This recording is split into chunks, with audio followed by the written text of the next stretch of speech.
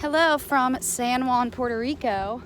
We are currently on what we call the catwalk because there's a little program here in Puerto Rico called Save A Gato. Save a Gato, which I guess gato is cat. So there's a bunch of cats running around here.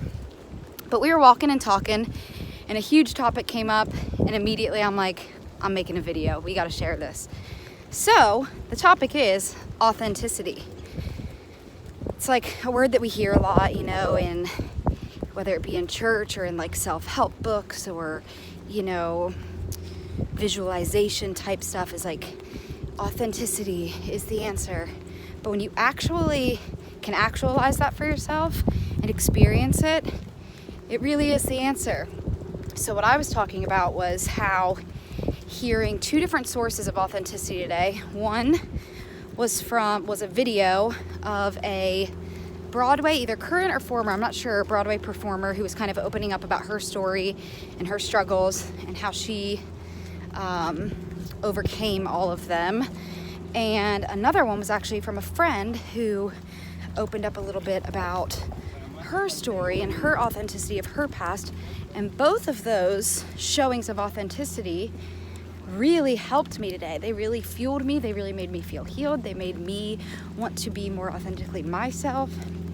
And what I was saying to Jeremy was that in authenticity, there's so much power. There's so much power. And if the world would just knock it off a little bit and stop trying to perform simply for each other, who they're also just performing as well. So we're performing for somebody who's also performing. If we would just all be authentically ourselves, I think we'd all breathe a little bit, have a lot less anxiety, and probably tap into who we were actually meant to be, and therefore tap into our creativity and whatever gift we were given, which then that brought Jeremy to share with me. I'm really hot and sweaty. It's really warm out here. He's struggling. And she decided to make a video, and I was like, I'm pretty sweaty, but okay. So that brought me to the fact, let me take the phone here. This morning, I was doing my morning reading, and I'm currently reading another great book by Mark Batterson. It's his first book, In a Pit with a Lion on a Snowy Day. And he kind of talks about this, right? How when we're kids, we don't care about anybody's opinion, right? We just do what comes naturally and what we want to do. And there's a whole test done for children about thinking outside of the box and being creative and being authentic and thinking of new ways. And when you're a child, like before middle school, I think the number was astounding. It was something like 90% of kids tested in the genius category for this test. And then as soon as you hit middle school, the status quo becomes your focus. So you want to be like everybody else. You want to fit in. So we start hiding our authentic little pieces. And the number statistically dropped by almost like 50%. And then by the time you're 25 years old, the number is 2% of people still fall into this genius category for being thinking outside of the box, creative, authentic people. So it just was crazy to me that now we're stuck in this place of unlearning. We have to relearn how to be like a child. And Jesus says that, right? Like, become like a little child to inherit the kingdom of heaven.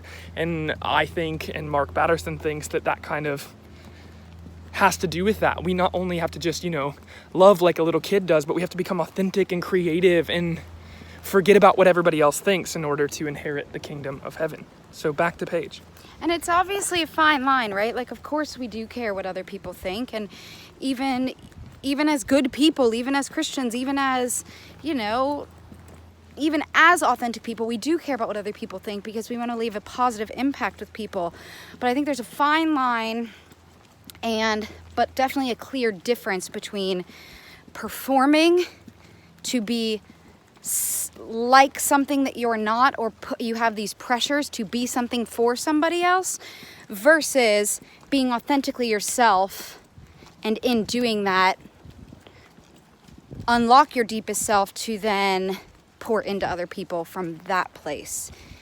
And that's the place that we all want to get back to, right? But we spend all these years. I could confidently say that from year probably like 10 or so for me through about year 26, I was doing what I thought was right. I was trying to become the best version of me based off of, there was a huge crab, Jeremy says. Huge crab.